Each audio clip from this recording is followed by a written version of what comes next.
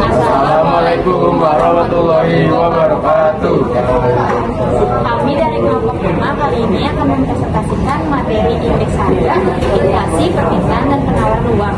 Sebelum itu, kami akan memperkenalkan diri kami terlebih dahulu. Saya Roshifa Nazla. Saya Harisa Afrila. Saya Chelsea Putri. Saya Ken Umar. Saya Muhammad Fajri. Indeks harga adalah angka yang diharapkan dapat dipakai untuk memperlihatkan perubahan mengenai harga-harga barang, baik harga untuk satu macam barang maupun berbagai macam barang dalam waktu dan tempat yang sama atau berlainan. Terdapat 3 kemungkinan dalam hasil perhitungan indeks harga, yaitu A. Jika indeks harga lebih besar 100 berarti harga mengalami kenaikan, terjadi inflasi. B. Jika indeks harga kurang dari 100 berarti harga mengalami penurunan, terjadi deflasi. C. Jika indeks harga sama dengan 100 berarti harga tetap tidak naik dan tidak turun. Jenis-jenis indeks harga. Yang pertama, indeks harga konsumen. Indeks harga konsumen merupakan indeks harga yang umum digunakan untuk menggambarkan pergerakan harga. Yang kedua, indeks harga produsen. Indeks harga produsen merupakan harga yang umum digunakan untuk menggambarkan perubahan harga di tingkat produsen. Yang ketiga, indeks harga perdagangan besar. Indeks harga perdagangan besar adalah harga indeks yang menggambarkan besarnya perubahan harga pada tingkat harga perdagangan besar atau grosir dari komoditas-komoditas yang diperdagangkan di suatu daerah atau negara. Yang keempat, indeks harga yang diterima dan dibayar petani. Indeks harga yang diterima adalah indeks harga yang menunjukkan perkembangan harga produsen atas hasil produksi petani. Indeks harga yang dibayar petani adalah indeks harga yang meliputi pembelian atau biaya konsumsi dan pembelanjaan untuk biaya produksi pertaniannya. Yang kelima, indeks harga saham.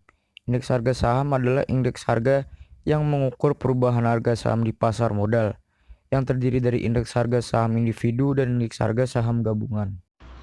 1. Sebagai petunjuk atau barometer dari kondisi ekonomi umum. Kedua, sebagai pedoman bagi kebijakan dan administrasi perusahaan. 3. Sebagai deflator, maksudnya bahwa pengaruh perubahan harga dapat dihilangkan dengan cara membagi nilai tertentu dengan indeks harga sesuai. Keempat, sebagai pedoman bagi pembelian barang-barang. Kelima, sebagai pedoman untuk mengatur gaji buruh atau menyesuaikan kenaikan gaji buruh pada masa inflasi. Metode perhitungan indeks harga. A. Indeks harga agregatif sederhana. Rumusnya yaitu IA sama dengan sigma PN per sigma PO dikali 100 dengan keterangan IA sama dengan harga agregatif tidak ditimbang, PN sama dengan harga yang dihitung angka indeksnya, dan PO sama dengan harga pada tahun dasar. Yang B, indeks harga agregatif tertimbang. 1. Metode Las-Peyres, yaitu rumusnya IL sama dengan sigma buka kurung PN dikali QO tutup kurung per sigma buka kurung PO dikali QO tutup kurung dikali 100 dengan keterangan IL sama dengan angka indeks Las-Peyres, PN sama dengan harga yang dihitung angka indeksnya, PO sama dengan harga pada tahun dasar, dan QO sama dengan kuantitas pada tahun dasar. Yang kedua, metode Pache, yaitu rumusnya IP sama dengan sigma buka kurung PN dikali QN tutup kurung per sigma buka kurung PO dikali QN tutup kurung dikali 100 dengan keterangan IP sama dengan angka indeks Pache, PN sama dengan harga yang dihitung angka indeksnya, PO sama dengan harga pada tahun dasar, dan QN sama dengan kuantitas tahun yang dihitung angka indeksnya. 3. Metode Drobish and Bowley. Rumusnya ID sama dengan IL plus IP per 2 dikali 100 dengan keterangan ID sama dengan indeks Drobish and Bowley, IL sama dengan angka indeks Las-Peyres, dan IP sama dengan indeks Pache. Lalu yang keempat, metode Irving-Fisher dengan rumus IF sama dengan akar IL dikali IP dengan keterangan IF sama dengan angka indeks Irving-Fisher, IL sama dengan angka indeks Las-Peyres, dan IP sama dengan angka indeks Pache. 5. Metode Marshall-Edgeworth.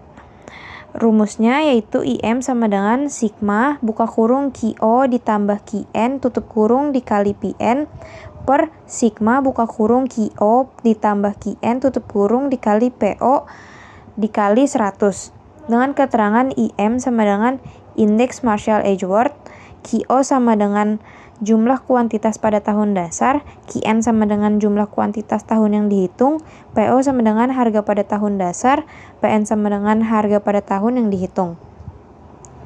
C. Indeks harga rantai. Dirumuskan IA sama dengan sigma PN per sigma PO dikali 100. Dengan IA sama dengan indeks harga agregatif tidak ditimbang, PN sama dengan harga yang dihitung angka indeksnya, dan PO sama dengan harga pada tahun dasar. Inflasi adalah suatu kejadian di mana tingkat harga secara umum, price level, cenderung naik. Dikatakan tingkat harga umum karena barang dan jasa yang ada di pasar mempunyai jumlah dan jenis sangat banyak, di mana sebagian besar dari harga-harga tersebut meningkat sehingga berakibat terjadinya inflasi. Rumus laju inflasi. Inflasi sama dengan IHKT dikurang IHK T-1 per IHK T-1 dikali 100%. Dengan IHKT sama dengan indeks harga periode yang dihitung, dan IHK T-1 sama dengan indeks harga periode sebelumnya. Jenis-jenis inflasi. Dilihat dari laju kecepatan, inflasi terbagi menjadi: yang pertama ada inflasi lunak atau wild inflation, yang kedua inflasi cepat atau galloping inflation, yang ketiga inflasi meroket skyrocketing inflation. Selanjutnya dilihat dari parah tidaknya, inflasi terbagi menjadi: yang pertama inflasi ringan, yang kedua inflasi sedang, ketiga inflasi berat, yang keempat inflasi sangat berat. Dilihat dari sumbernya, inflasi terbagi menjadi: yang pertama inflasi dari dalam negeri dan inflasi dari luar negeri. Sebab-sebab timbulnya inflasi. A. Kenaikan permintaan melebihi penawaran atau demand pull inflation. B. Kenaikan biaya produksi atau cost push inflation. C. Meningkatnya jumlah uang yang beredar di masyarakat atau money in circulation. D. Berkurangnya jumlah barang di pasaran. E. Inflasi dari luar negeri atau import inflation. F. Inflasi dari dalam negeri atau domestic inflation. Dampak inflasi terhadap perekonomian. 1. Terhambatnya pertumbuhan ekonomi. Kedua, masyarakat yang berpenghasilan rendah tidak dapat menjangkau harga barang karena harga barang mengalami kenaikan. 3. Jika terdapat kebijakan untuk mengurangi inflasi, maka akan terjadi pengangguran. 4. Masyarakat akan cenderung untuk menyimpan barang dibandingkan uang. 5. Nilai mata uang akan turun karena adanya kenaikan harga barang. Dampak inflasi terhadap masyarakat. 1. Memperlebar kesenjangan distribusi pendapatan di antara anggota masyarakat. 2. Inflasi merugikan masyarakat yang berpendapatan tetap. 3. Menghambat perkembangan dunia usaha. Pihak yang diuntungkan dan dirugikan. Pihak yang untung: 1. Eksportir atau penjual. 2. Debitur atau pihak yang memiliki utang. 3. Spekulan atau yang berani berspekulasi. Dan 4. Berpenghasilan tinggi atau besar. Sedangkan pihak yang rugi adalah: 1. Importir atau pembeli. 2. Kreditur atau pihak yang memiliki piutang. 3. Berpenghasilan tetap. Dan 4. Berpenghasilan rendah atau miskin. Cara-cara mengatasi inflasi. Yang A. Kebijakan moneter. Yang pertama, politik diskonto. Kedua, politik pasar terbuka. Ketiga, politik cabang kas. Keempat, kebijakan kredit selektif.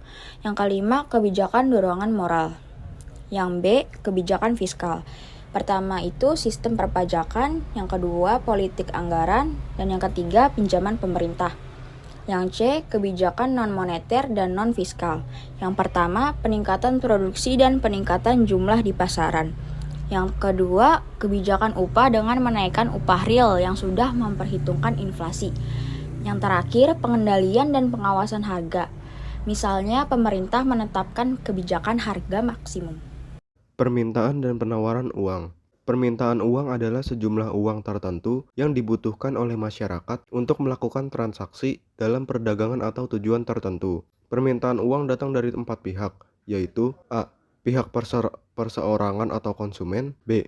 pihak pengusaha atau produsen, C. pihak investor atau penanam modal, D. pihak pemerintah dapat bertindak sebagai produsen, konsumen, dan pengatur. Dalam analisis John Maynard Keynes, masyarakat melakukan permintaan uang untuk memenuhi 3 keinginan, yaitu sebagai berikut. 1. Permintaan uang untuk tujuan transaksi. 2. Permintaan uang untuk tujuan berjaga-jaga. 3. Permintaan uang untuk tujuan spekulasi. Kurva permintaan uang. A. Permintaan uang untuk transaksi dan berjaga-jaga. B. Permintaan uang untuk spekulasi. Faktor-faktor pengaruh permintaan uang. Yang pertama, adanya keinginan untuk memegang uang atau motif memegang uang, baik motif transaksi berjaga-jaga maupun spekulasi. Yang kedua, tinggi rendahnya tingkat bunga. Yang ketiga, adanya investasi atau pengembangan usaha sehingga membutuhkan dana atau uang. Yang keempat, tingkat harga yang berlaku di pasar. Permintaan dan penawaran uang. Penawaran uang adalah sejumlah uang tertentu